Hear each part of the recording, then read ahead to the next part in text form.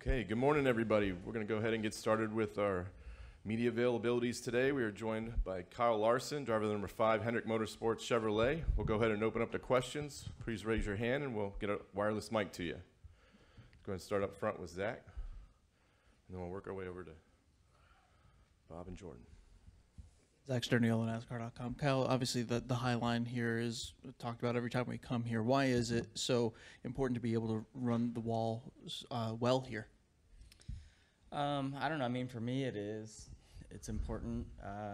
It seems to be how I've figured out how to go fast here. But you got to be comfortable against the wall, and I know there's a lot of drivers that aren't that comfortable against it. So that gives guys like myself and Reddick, an advantage when we come here. So, yeah, I don't know. It's just seems like with the next gen car, it's a little bit easier to run, to pack air against the wall. So, yeah, it was a big advantage last year on the long run, and hopefully we've gotten our car better on the short run, but still really good on the long run like we were last year. How has it translated to speed, just being able to carry that speed up top? Well, I don't know. I mean, I think just it's obviously a longer way around, but you can get to the gas so early.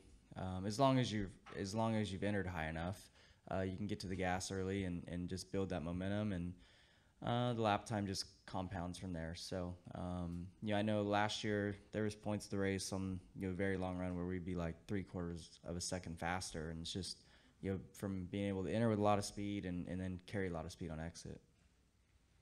Go up here to Jordan, and then Bob. Jordan Bianchi, The Athletic. What is it like being a driver coming to a race where you want to win, obviously, but your playoff, you're already set for Phoenix? Like, what is the mindset for you guys, and how does that feel when you know everyone else you're competing against has all this pressure? I don't know. Yeah, I mean, obviously the pressure is probably a lot less than what other drivers are feeling, but I feel like I want to win just as bad as everybody else does too. So, I'm not treating this weekend as or these next two as they don't matter. So yeah, I mean, I think they matter just as much to me as everybody, but it's nice not having to think about the points or feel the pressure all week, because I mean, as the rounds go on, you definitely feel more pressure. At least in my I've only been in the round of 8 3 times, and 2 of them I won the first race, so I don't really remember honestly what the pressure is like, but I know what it's like in the other rounds, and I know what I felt like at the Roval. So I can only imagine that as each race moves on, you feel more pressure, and that's not a fun feeling. Come up here to Bob.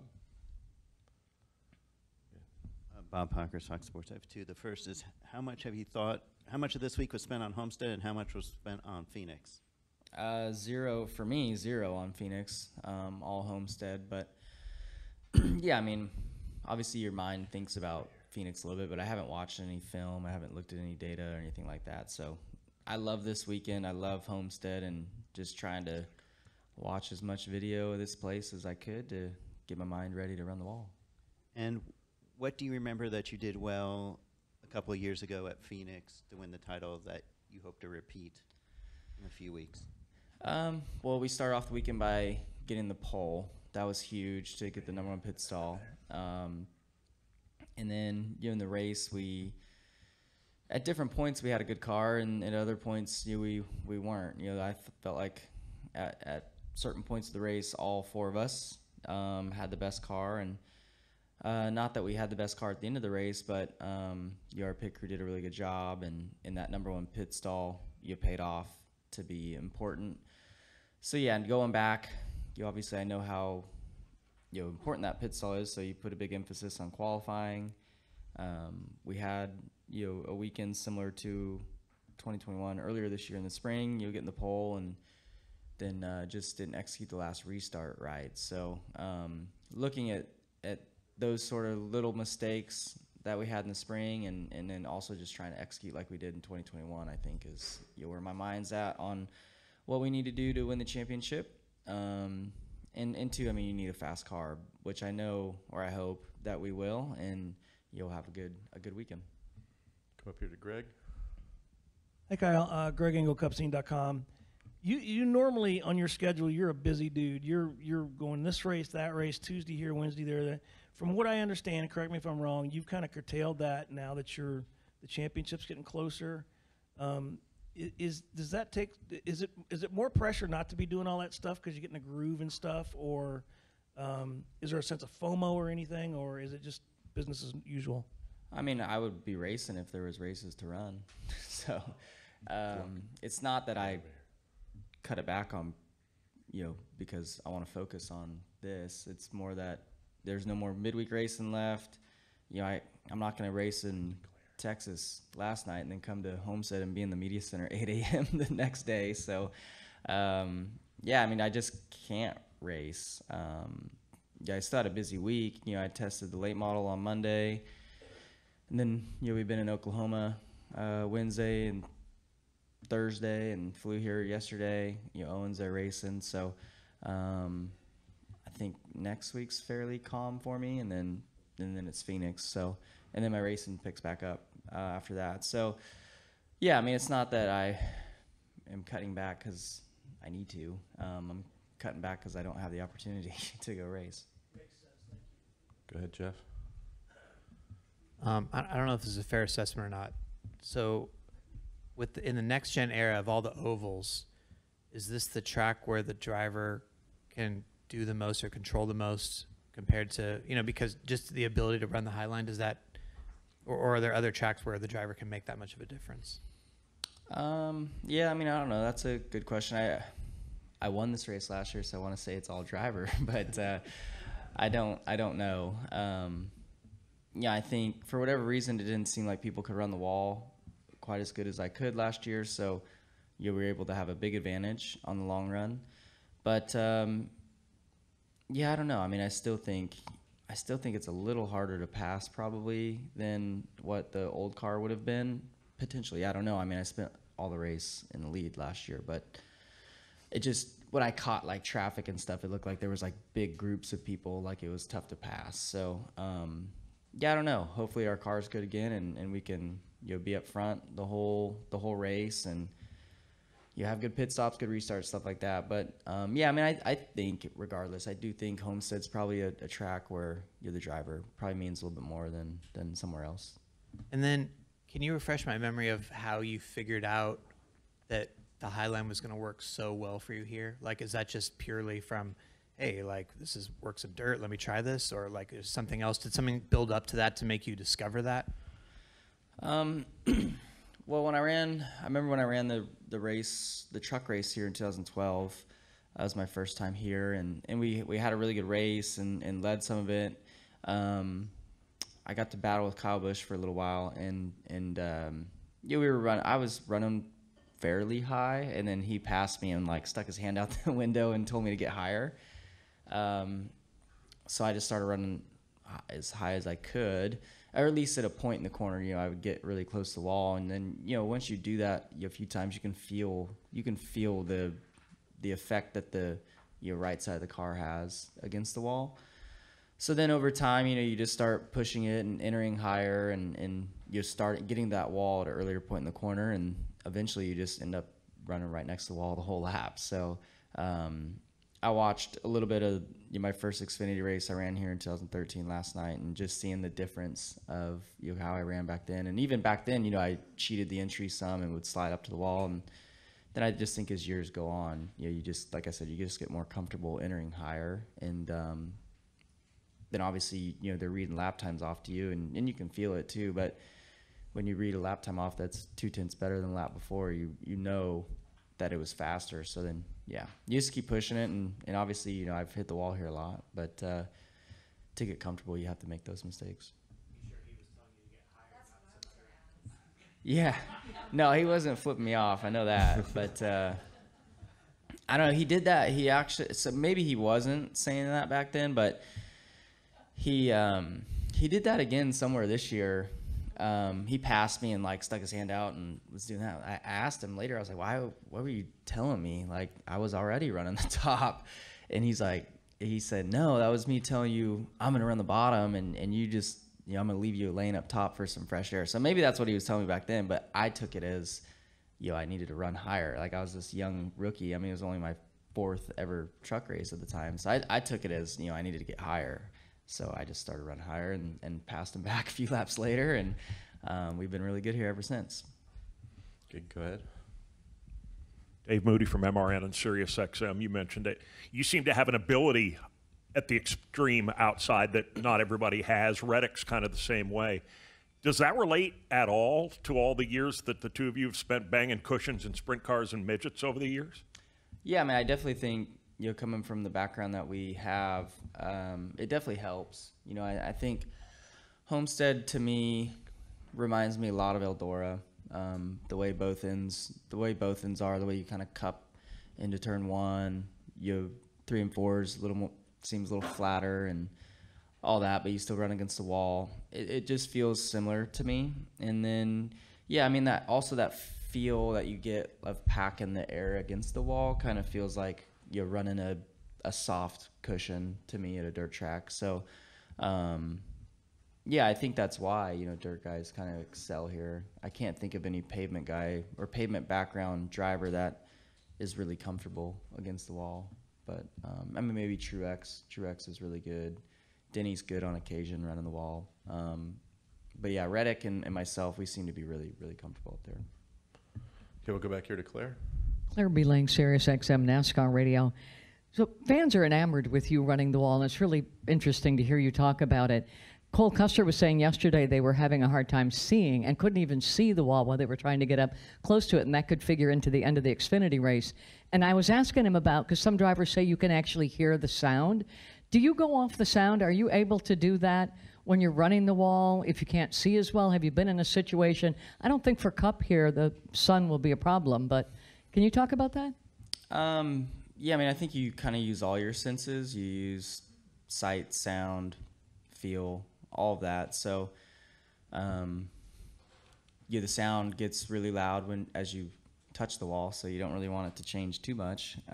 But yeah, the sun is really bad into 1.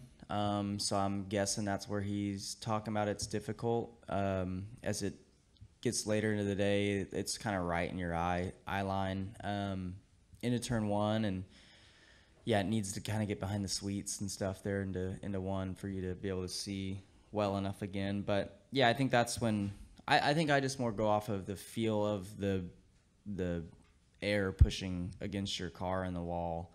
That's kind of where I get most of my feel from, I think, but I'm sure sound as well.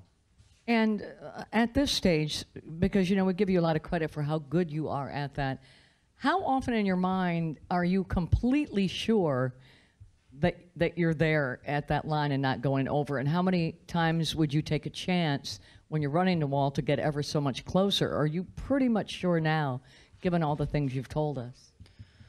Well, I mean, you still get into the wall. Like last year, I mean, I ran next to the wall, the whole race basically, and you scuff it a little bit here and there.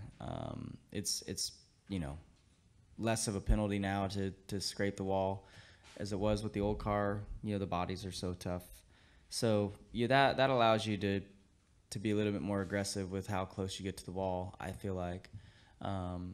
But yeah, I don't know. I mean, you race these cars every weekend, so you get a good feel for the proximity of yourself to the wall and others. So yeah, that helps. And then too, I mean, like I said, you can just feel it. You can feel the air really easily. So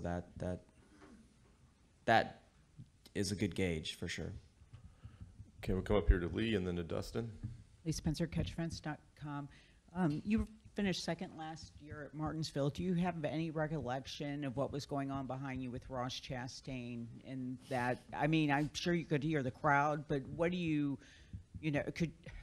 were so far ahead, but I mean, what is your recollection of that moment? I was in second, but I remember they didn't obviously say anything on the radio or nothing like that, but I came off turn 4 and you look in the mirror to see, kind of how close the guy is behind you. And I remember just seeing something kind of going on as somebody late, off of turn 4, there was a new car in my mirror. So that's kind of all I really remember from that. And then you get to see the replay and all that. So yeah, that was crazy for sure. And you know, I'm sure we'll see the highlight of it a million more times as we lead into Martinsville. But yeah, that was definitely wild. Okay, come over here, Dustin. Dustin Long, NBC Sports. As Owen gets older, does he have a little bit more of a understanding and appreciation of what Dad's doing in the sense of going for another championship? You know, I'm sure there was a lot of excitement a couple years ago, but do you notice then how he's viewing what you're doing right now a little differently as he's gotten older and understanding things? I don't know. I mean, that would be a good question, I think, for him. He'd get nervous, really, if you were asking him a question, I'm sure. But I don't know. I mean, I think he understands, you know, what we did last week and what that means for a few weeks from now. But I don't know if he thinks it's like cool. I don't know if he like I don't know what he thinks about it. But I know he knows that, you know, we get to race for another championship and all that. And even Audrey, I think, you know, she was 3, and she's, you know, sees the pictures of her sitting in the trophy and all that. Like, even she understands, I think, what that race means a little bit, but maybe not quite to the magnitude that, you know, all of us think that race is, or what a championship really, you know, means to somebody. But yeah, I mean, I think as he gets older, as, you know, all my children get older, they'll understand a little bit more. But I think when a kid's that young, like, Dad's not really that cool yet. So I think as they get older, they can really appreciate even more. So does that mean with Owen's racing, does he, if you give advice and then somebody else gives the same advice, he's more likely to listen to the other person? Oh, yeah, he doesn't listen to me at all. I don't even talk to him anymore at this point at the races. He usually does better the less I talk to him. So, yeah, I don't really talk to him a whole lot at the races. I kind of just stay out of everything.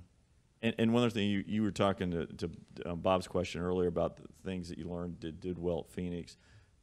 Are there things, even with the success of 2021, that you'll look to go back and change this time around to it works better in your schedule, do something better, and that from that learning experience? No, I mean, I feel like the whole week was a great experience. Last time, you know, it's your first opportunity at championship, so you want, like, yeah, there's a lot of friends and family coming and all that, and that was really special to me, and basically the same group of people are already planning on coming, you know, this trip. So yeah, I mean, you hang out with them and, you know, grab dinner and all that. I mean, trying to treat it as a fairly normal week and not trying to distance myself from my friends and family. So yeah, I mean, I plan on doing basically the same stuff I did last time. So yeah, I mean, I'm curious how media week will be different, stuff like that, you know, that I think will be a little bit different, you know, where that location is, stuff like that around the city. But yeah, you know, my friends and family are really important to me, so it was awesome that they were there last time and we got to celebrate afterwards. And, you know, I'm happy that they're coming back, and, you know, hopefully we get to celebrate again later in the night. Okay, we'll come up here to Zach, and then Jordan. Going back to that championship race in 21, a lot of I think 4 of the 5 pit crew members on your team today were pitting your car back then. To see them kind of be able to continue to be an elite crew despite the change from the 5 lugs to the single lug, how important has that been to the success of this 5 team? And is there any kind of bond that you have with those guys, being that they've been on your car for so long now? Yeah, I mean, and they've been in the sport for a long time, even before I got in the sport. So I'm not sure how many championships a few of them have, but it's got to be a lot, you know, because they were on Jimmy's team as well. But yeah, no, this year for sure they've done a great job. 2021, they were the best pit crew all season. This year they've been in the top 2 or 3 all season.